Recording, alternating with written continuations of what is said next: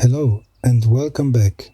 Affinity 3.1 is out, and in this video we'll take a look at what's new and what features this update brings. Let's start with the first one, called Live Tone Blend Group. In the Layers panel, I've prepared an image and several backgrounds.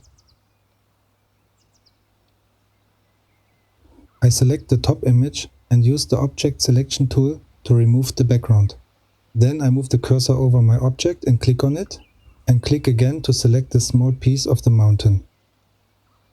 Using Command J or Ctrl J on Windows, I create a copy, and using Command D or Ctrl D, I deselect the object.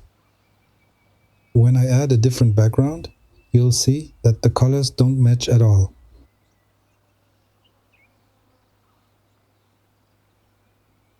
That's why I select my object, go to the Pixels menu and click on Live Tone Blend Group.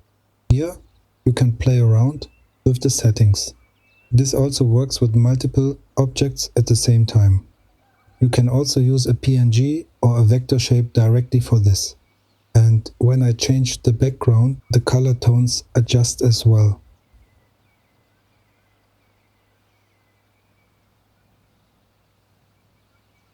This also works with gradients and other background colors.